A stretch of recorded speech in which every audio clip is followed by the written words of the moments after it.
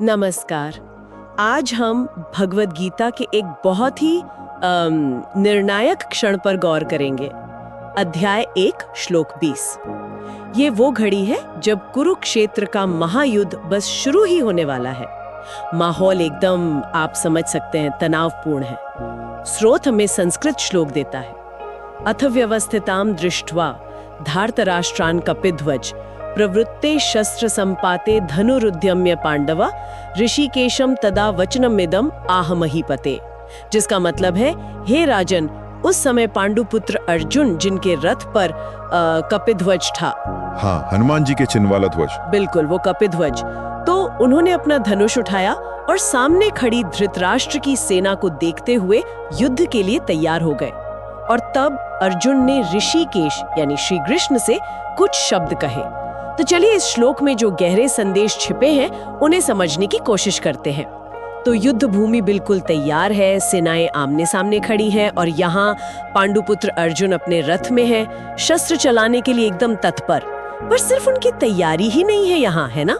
उनके रथ पर वो ध्वज, हाँ, वो कपिध्वज, ये बहुत बहुत महत्वपूर्ण है। देखिए, हनुमान जी सिर्फ अपार शक्ति के प्रतीक नहीं है, वे निस्वार्थ भक्ति, सेवा और सबसे बढ़कर धर्म की विजय के प्रतीक हैं। जैसे रामायण में उन्होंने, बिल्कुल, जैसे रामायण में उन्होंने भगवान राम का साथ दिया, वैसे ही उनकी यहाँ उपस्थिति अर्जुन को एक तरह का गहरा दैवीय संरक्षण का आश्वासन दे रही है। ये सिर्फ कोई बाहरी सुरक्षा नहीं है, ये एक नैतिक बल है, एक संकेत कि विजय धर्म के साथ है। अच्छा, और फिर अर्जुन स्वयं भी पूरी तरह एक्शन में है।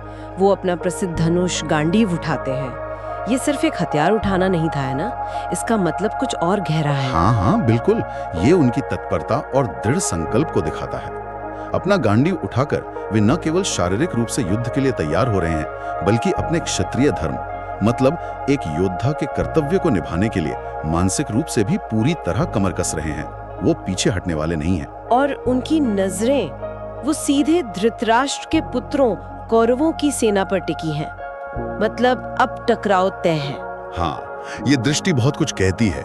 ये साफ करती है कि अब कोई बातचीत या समझौते का वक्त नहीं बचा है। युद्ध तो होना ही है और अर्जुन इस कठोर सच्चाई का सामना करने के लिए तैयार हैं, भले ही सामने उनके अपने भाई, उनके गुरुजन क्यों ना हो। और इसी चरम क्षण में, जब बस शस्त्र चलने ही वाले हैं, वो कुछ करने से पहले अपने सारथी श्री कृष्ण की ओर मुड़ते हैं, जिन्हें यहाँ ऋषिकेश कहा गया है, इंद्रियों के स्वामी। ये कदम ये बहुत मायने रखता है, अत्यंत महत्वपूर्ण। आप देखिए, अर्जुन तैयार हैं, दुश्मन सामने हैं, हथियार हाथ में हैं, लेकिन वो कर्म करने से ठीक पहले मार्गदर्शन के लिए मुड़ते हैं। और वो भी किसकी ओर?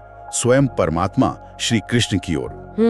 कृष्ण यहाँ सिर्फ एक सारथी नहीं है, वो परम ज्ञानी हैं, सबसे बड़े रणनीतिकार हैं, अर्जुन के दिव्य मार्गदर्शक हैं। उनका साथ होना ही अपने आप में दिव्य सहायता का सबसे बड़ा प्रमाण है। तो मतलब कर्म करने से पहले सही दिशा और ज्ञान की जरूरत। बिल्कुल, यही बात है। तो इस एक श्लोक में ही कितनी सारी परतें हैं। तैयारी भी है, दैवीय संकेत भी है, और फिर मार्गदर्शन की तलाश भी। हाँ, और जब हम इन सब चीजों को एक साथ देखते हैं, कपिध्वज का आश्वासन, गांडीव उठाने की तत्परता, कौरवों पर वो स्थिर दृष्टि, और फिर कृष्ण से मार्गदर्शन की प्रार्थना, तो इससे हमें कुछ गहरे सबक मिलते हैं। जैसे पहला तो है दैवीय समर्थन का महत्व। हनुमान जी का ध्वज ये दिखाता है कि जो धर्म के रास्ते पर चलते हैं, उन्हें अलौकिक सहायता जरूर मिलती है। हाँ, ये बात सही है। और दूसरा है कर्म के प्रति तत्परता। अर्जुन का धनुष उठाना हमें याद दिलाता है कि जीवन में जब चुनौतियां आती हैं, तो हमें भी संकल्प और तैयारी के साथ कदम उठाना पड़ता है। मतलब हमें अपना कर्म करना ही पड़ता है। बिल्कुल, अपना हिस्सा निभाना पड़ता है। अच्छा, और तीसरा अर्थशास्त्र सबसे अहम है, वो है सही मार्गदर्शन की जरूरत। देखिए, सबसे मुश्किल, सबसे निर्णायक क्षणों में भी कर्म करने से ठीक पहले ज्ञान और विवेक का सहारा लेना कितना जरूरी है। श्री कृष्ण की उपस्थिति यही दर्शाती है कि परमात्मा का मार्गदर्शन हमें सबसे कठिन परिस्थितियों से भी निकाल सकता है और विजय का रास्ता दिखा सकता है। तो इस एक क्षण में ही जैसे युद्ध का पूरा सार छुपा हुआ है। बाहरी तौर पर पांडव सेना शायद छोटी लगे, लेकिन उनकी तैयारी, ये दैवीय कृपा के संकेत और सबसे बढ़कर श्री कृष्ण का मार्गदर्शन, ये सब मिलकर धर्म की अवश्यंभावी विजय की ओर ही इशारा कर रहे हैं। बिल्कुल, और ये हमें सोचने पर भी मजबूर करता है ना कि जीवन की अपनी लड़ाइयों में अपने कर्तव्यों का सामना करते हुए हम अपनी तैयारी और आंतरिक या बाहरी मार्गदर्शन के बीच वो सही संतुलन कैसे खोजें। ये एक ऐसा सवाल है जिस पर विचार किया जा सकता है।